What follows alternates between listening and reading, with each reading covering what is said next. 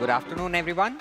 I have 15 minutes, so I will quickly run through this topic because I'm sure in your organizations you're already thinking about this. Yeah, AI about a year and a half back made us all sit up.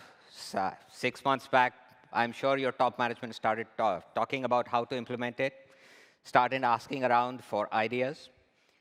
And today, so last year I spoke about how to identify those opportunities and how to start thinking about AI in your organization.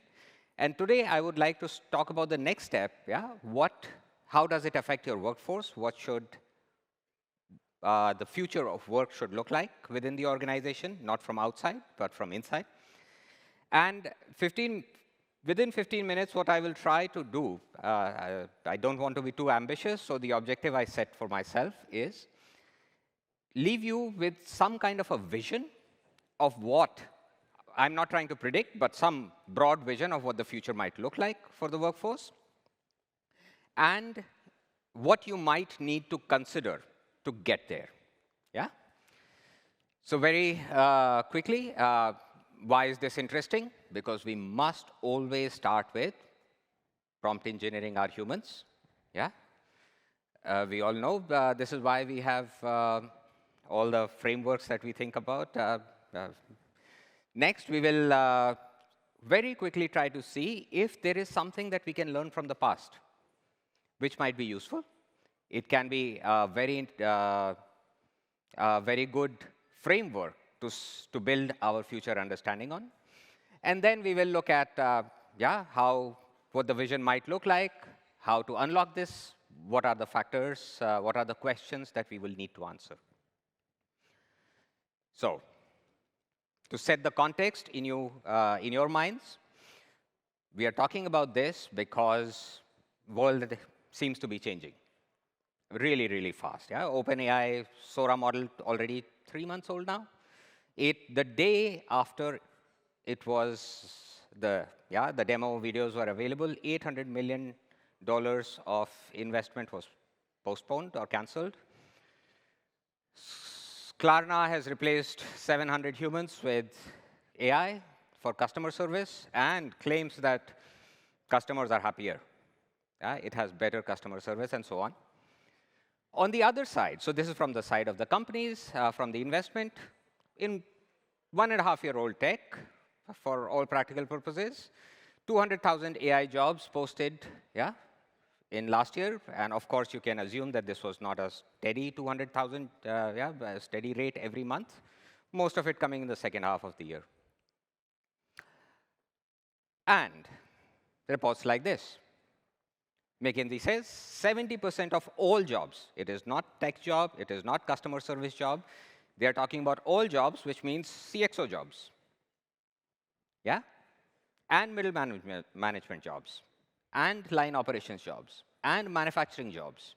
70% of all jobs will be somehow affected. They're not saying it is going to be replaced. And this is where I would like to try and bring some context, why they're not talking about replacement. So let's see what happened last time. Yeah? I'm sure none of you have seen this painting.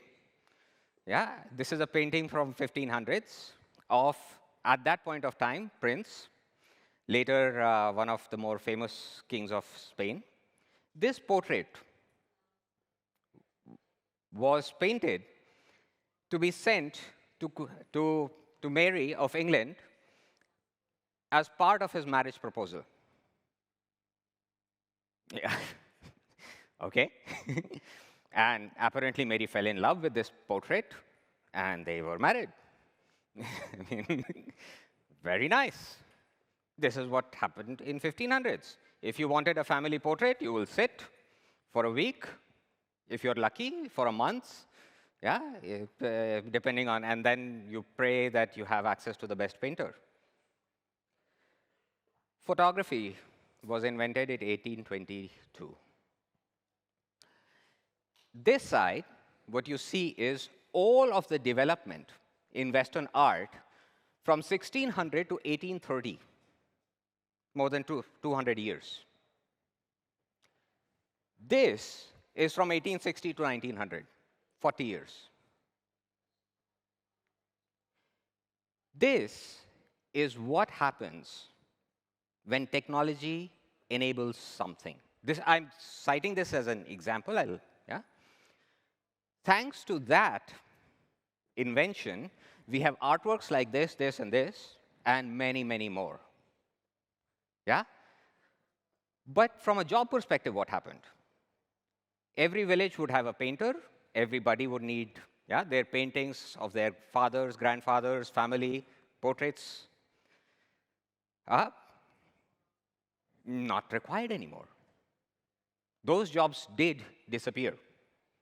Jobs disappeared. People had to do other things now. But it unleashed creativity, human creativity, in a way that was not possible before this. Another example, 1440, printing press was invented. Yes? That is why we are here. Because we don't need hundreds of thousands of people sitting and copying text from one book to another. Yes? And it ushered in the age of enlightenment. Yes? This is the vision, or at least the framework of a vision, something that we can learn from the past. And I really like this quote from Max. AI will not make us obsolete. It will make us superhuman. And we have seen this over and over and over the last few hundred years. Yeah? Good. So we have some idea or some framework on what the future might look like looks like when technology develops in leaps, not just a standard development. Excellent. Now, human plus AI we have been imagining for a long time. What AI would look like, the earliest example of this that I'm aware of is from the Greek mythology, Jason and the Argonauts. This AI-powered robot which guards the island where the treasure of gods is kept and has an existential crisis, etc. This imagination of AI plus human is from 40 years back, roughly, about mid of 1990s, 30 years back. And please have a look at this. Computer, locate the electropathic pattern described in medical database 4 delta 1. Electropathic pattern located. Okay, we're going to track down any possible cause of that brain pattern. First, what are the medical conditions that might account for it? Iracine syndrome is a cause of the electropathic pattern. Right. Dr. Crusher already eliminated that. So how many non-medical forces or substances might cause the pattern?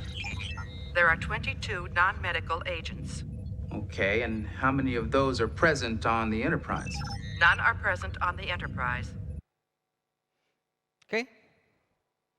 That seems, there are so many of these examples. This is just one. Imagine,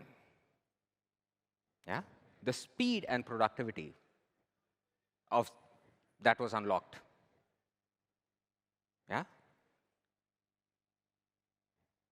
Now imagine trying to compete with that with a team of humans. Yeah? Not going to happen. Never has in the past. So the future looks like this. Co-pilots everywhere. And we have, from science fiction to mythology, we have tried to imagine many times over what this world would look like. Sometimes it looks dystopian, sometimes they're all simulations in our mind. Yeah? And very often, more often than not, this is what the future looks like for most of those simulations. Let's deep dive a little more. Yeah? To make that possible, that one interaction possible, what do we need from our human?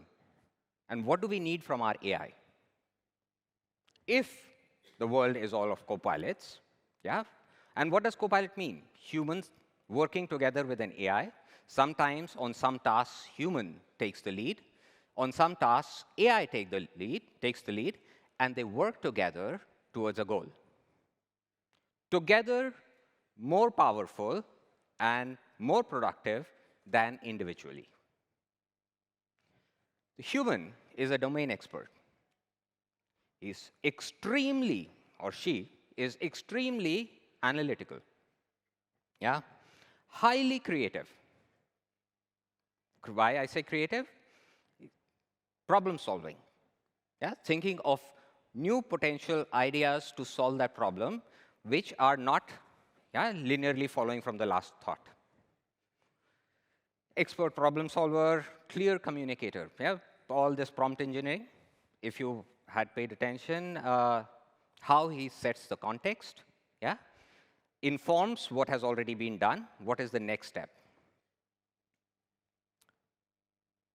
We also need to do that with our humans, so there is no reason to believe that AI or AGI will be very different as far as communication is concerned. AI. This is the interesting part. AI has complete contextual understanding. It has complete operational control. It is integrated completely throughout the system. Yeah, you can tell it, it will do it. It is proficient in many tasks, but most importantly, it is thorough and reliable. The human should be able to trust the AI. Yeah? But these three things, reliability, I'm sure is coming. This is one of the challenges that the present system has. We know where the challenge comes from, and some of our smartest people are working to solve it. And when I say we, I mean we as humans. But the other two, the top two, are something that we have to implement for our companies and our systems. Complete contextual understanding, full system integration of AI. How can we do this? I will apologize for really speeding up now because I'm running out of time. But yeah, I really encourage you to please connect with me if you have questions later. Yeah? So what, in your organization, with this context of what the future might look like, with the framework, yeah, and a little more details on what expertise, capabilities are required, you think in your organization and your setup, what changes would be required to give AI complete situational awareness? Yeah? Full operational control. From a human perspective, we were looking at the outcome of that system and that interaction. But what is required to build, operate, develop that system? Yeah? What kind of manpower, organizational changes are required for that? What kind of humans do you require for this future? Yeah? And this is the last most important point I want to make. And this is not my last slide, but this is the last important point I'm saying, that keep this with you when you go away from here. Organizations are not designed for AI adoption. This is why 60 to 80% of all AI initiatives fail. Old AI, new AI, they're going to fail. And this happens because we treat AI as an automation tool. AI is not an automation tool, and if you treat it that way, then what happens is, instead of an assistive agent, then you have, in the best case scenario, you have a stochastic automation, yeah? Unreliable automation. That is not what you're trying to achieve. I'm sorry, I'm out of time, so I will skip. But another important point, old techniques like BPR will not work because they are designed for systems, arrangements where you can code logic. They're static. AI is about speed, agility, adaptation.